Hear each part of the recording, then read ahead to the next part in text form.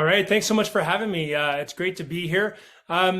It's great that the pandemic is over. Unfortunately, they forgot to notify our household, so we have COVID now going rampant through our household. Unfortunately, um, but that precluded me from coming up. So apologies. I really wanted to be there in person.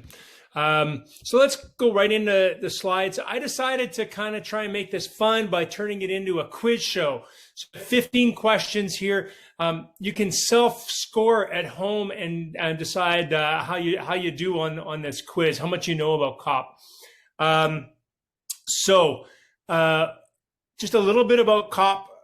I first attended COP26 in Scotland with my daughter, Sadie Vipond.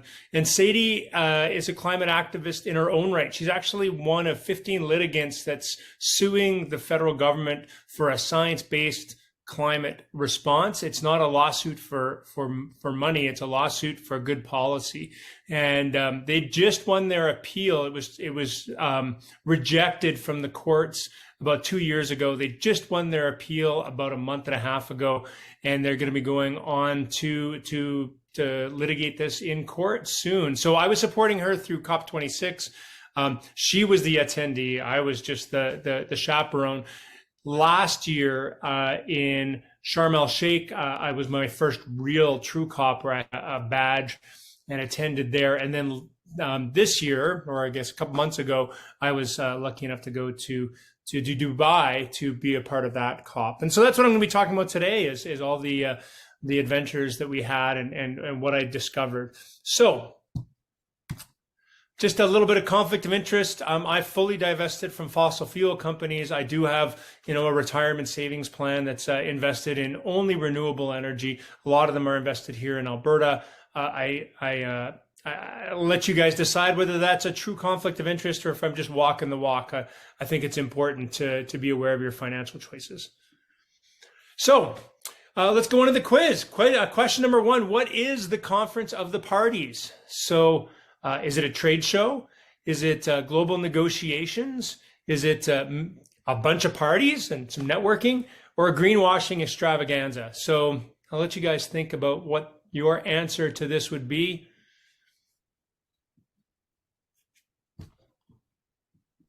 And the true answer is all of them. It's all of the above. So the Conference of the Parties, this is now the 28th, so that's why it's called COP28. It's kind of an unusual name, Conference of the Parties, but was originally designed to be the space of global negotiations. So where all the parties, which are essentially the countries of the world, got together and discussed how to do international climate policy. But over the years, it's also evolved. It's for sure a trade show. There's a ton of companies that go there that are harking their wares. Even nations and sub-nations are also kind of pushing to the world, showing to the world what they can do. It's also many parties. It's a huge networking event. To have all these people who care about climate in the same space is a really powerful scenario, and a lot of discussions and engagements are going on. I've certainly personally found it very useful. And finally, it's also a greenwashing extravaganza in that it's a lot of other participants that maybe are trying to derail some of the negotiations are attending and pushing their own messages. Next question. How many years has Canada had a pavilion at COP? So one, A is none, B is 2, 10 years, or D, all 28. So all the countries have an ability to have a pavilion. How long has Canada had this pavilion? And the answer is, having some challenges. There we go. It's 2. We've only had a pavilion for 2 years. The first one was Sharm el Sheikh. Second one was this year. I found it really useful as a space to come back to. It allows Canada to have an area where its own kind of national networking can occur. And there are presentations that occur throughout the COP period. So Canada can show off its own initiatives, its policies, its learnings, and some of its technologies. How many people attended COP28? Oh, I've got two of the same number. I'm going to have to switch that. So one was that supposed to be, I think, 36,000. Sorry about that. 36,000, 38,457, 49,704, or 83,884. And the answer is, it's the last. So the 36,000 number, which should be there and is not, was for Paris. Every 5 years, there's a big COP. You probably remember Copenhagen in 2009 or 2010, Paris in 2015, Glasgow was the next big one. It was supposed to be in 2020, but postponed because of the pandemic. So those are all the big ones. And so Paris was 36,000, and then Glasgow was 38,000. And then despite not being a big year, Sharm el Sheikh kind of blew everybody away by having 49,000. And then this year was over the top with 83,000. Now, there's some debate as to whether that's a good thing or a bad thing. Some people will say, wow, all these climate activists flying from all over the world. What hypocrisy. But really, there's nothing that can compare to being there in person. As you know, because I'm presenting over Zoom and I'm not there in person, it's a different experience to have interactions in person than over virtual. And that, for me personally, it's really inspiring to have all these people who care about the climate descending on one space. And to put it in perspective, that is equivalent to having to a Wembley Stadium. So one Wembley Stadium event of people. What areas of COP are there? A green zone for the public, a blue zone for delegates, a red zone for fossil fuel lobbyists, and a purple zone for animals and plant delegates. And the answer is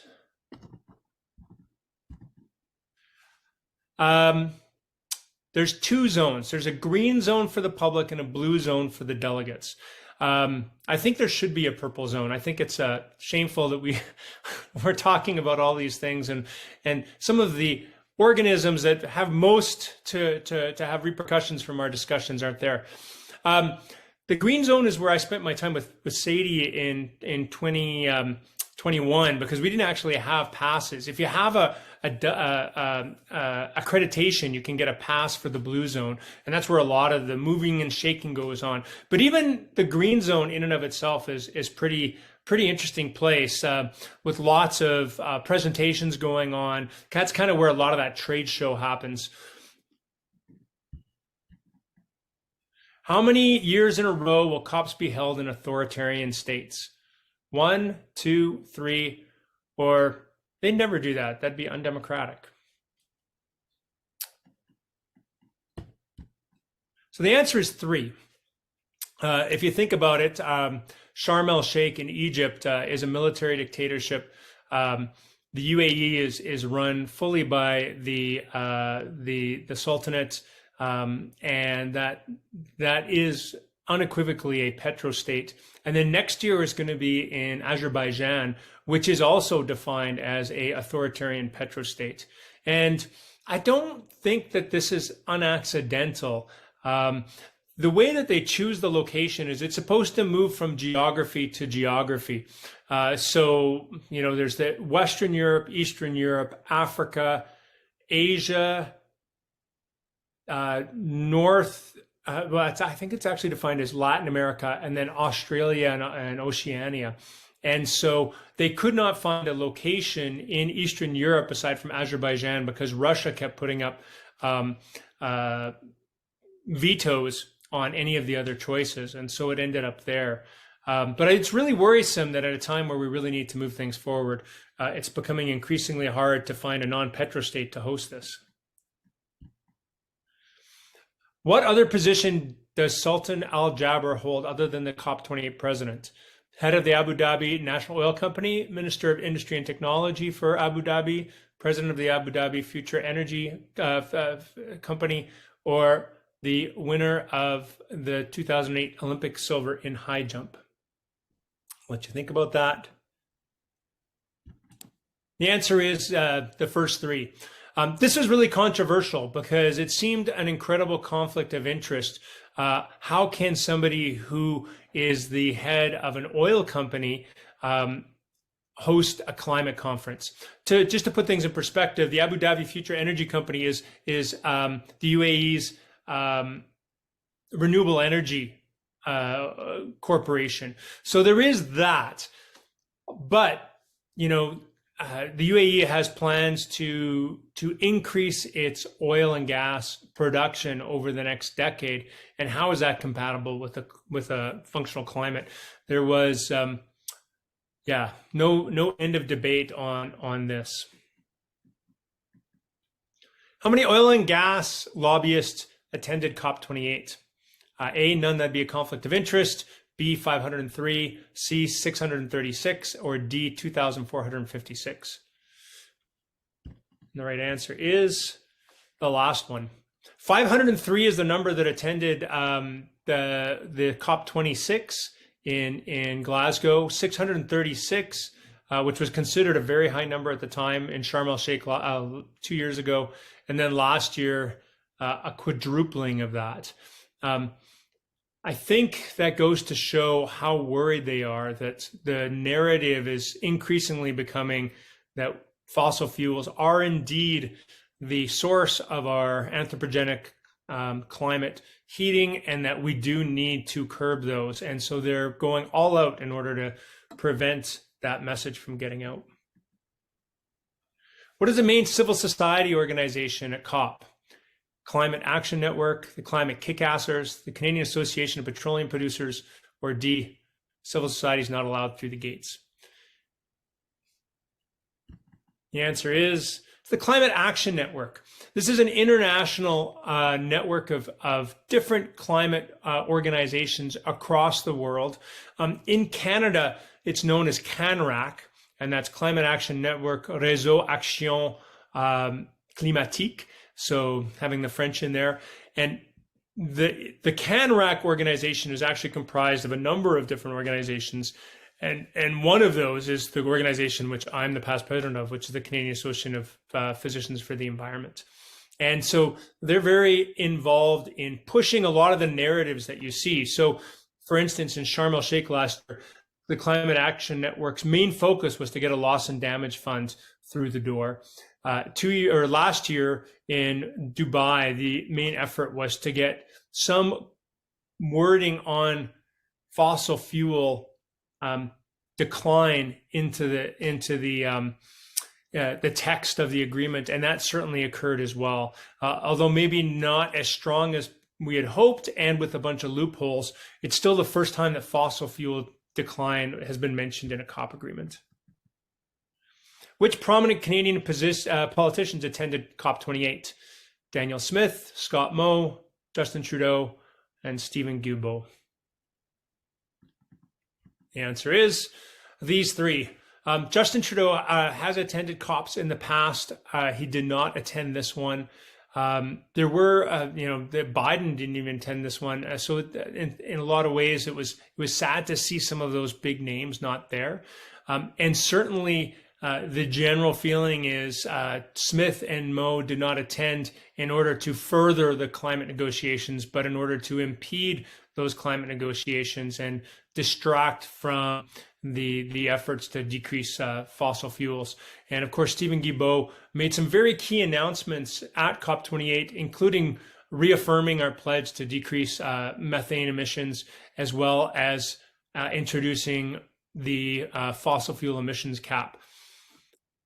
The oil sands emissions cap, which we could have a whole hour-long talk on. On December 5th, the province of Alberta won which award? A, the Nobel Peace Prize, B, Fossil of the Day, C, the United Nations Following the Science Trophy, or D, the UAE Fellowship Award? The answer is the Fossil of the Day.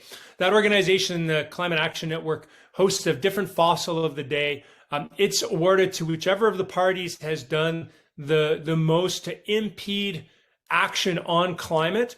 It's very, very rarely given to a subnational.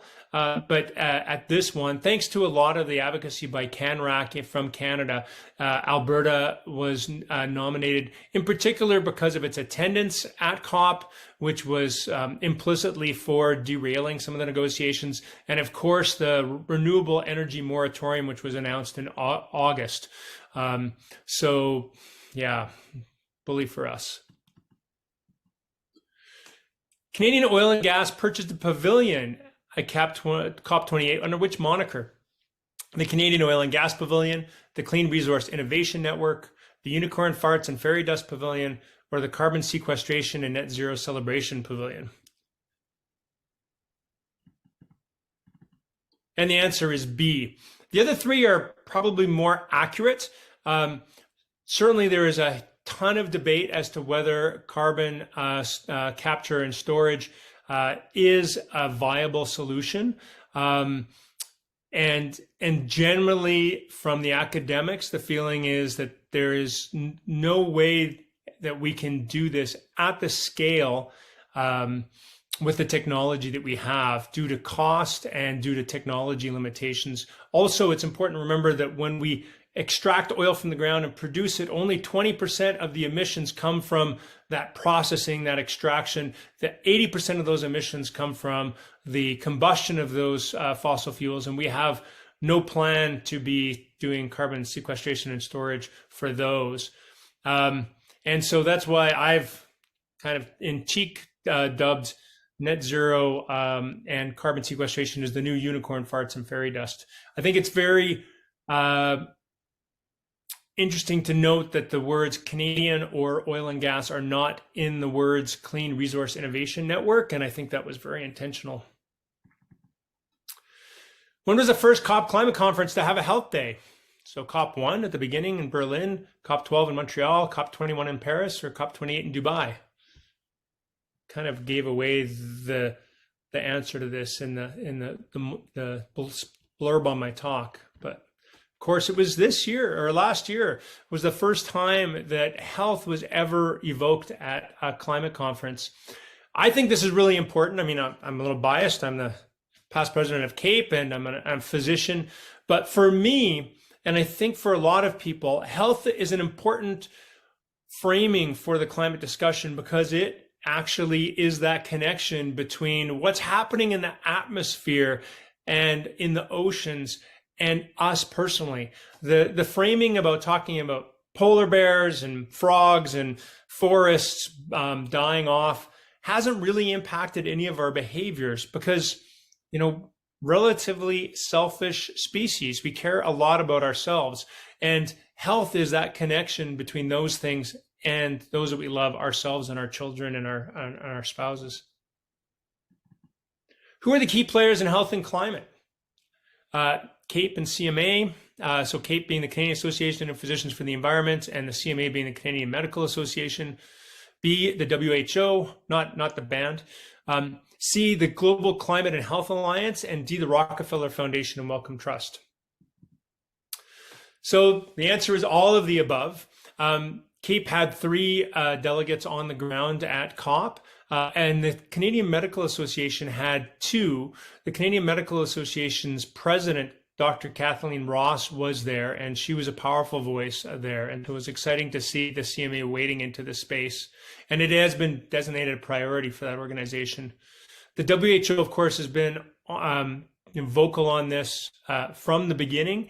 And the Global Climate and Health Alliance is an amalgamation of a lot of the organizations like CAPE that are around the world, so we can work together to organize to push for things. And the Global Climate and Health Alliance was key in getting a health day at COP. And then finally, the Rockefeller Foundation and Wellcome Trust. They are new players on the scene, both very well funded, and the Wellcome Trust being the best funded health foundation in the world. And so it's good to have those kind of powerful people on the scene. How many countries have signed on to the UAE Declaration on Climate and Health? 1, the UAE, B, 47, C, 143, and D, 197. That's all the countries in the world. The answer is 143. And so that was pretty amazing to have that at the first health day. The one thing I would say that's a little bit sad, there's texts that go along with these declarations. The text in no space and place mentions fossil fuels as being important. I think that's like not mentioning the word water when talking about baths and showers. Like, it's so important that if we're not mentioning those kind of things, we're going to fail. So that's some of the challenges that still lie ahead. How much money was pledged to support climate and health action at COP28? 100 million, 500 million, 750 million, or $1 billion? And the answer is $1 billion, which is a good start. But as we heard with the Somalia and climate talk, the impacts of climate on health are going to be immense, both from the effects of climate, but also preventing healthcare systems from worsening the climate crisis. In Canada, 4.2% of our GHGs come from the health sector, and we've pledged to become net zero from a health sector in Canada by 2035. We still have no plan to get there. One of the things, I'm going to go backwards. One of the things that I did when I was there was, because of my concerns about greenwashing, I created this Debunction Junction series. We're just going to watch one of those to round out the show. I'm hoping you guys can see this, and I'm hoping it works. And it's way slower than I would hope. Getting up there. Welcome to today's Debunction Junction. Today we're looking at the Clean Resource Innovation Network. They've got a booth behind me. You can probably see an event going on there right now. Even though the word Canada is not in the name, the word oil not in the name, this is distinctly a collaboration of Canadian oil and gas. I think it's quite interesting that they're not being upfront with who they are. I also think it's quite amusing that they weren't able to get space in the Canadian Pavilion, which is generally the place where these kind of events should be taking place. And I think it's further a little sad to see how few people are there. There's the guy that's sitting in that booth is actually one of the staff. I don't know about who else is in the room, but there's essentially more people on the panel than there is in the room. I don't think this is a good use of Canadian oil companies' money. I think they should be putting that money into decarbonizing, getting off fossil fuels, but instead, welcome to the COP. And we'll just bring it down to there.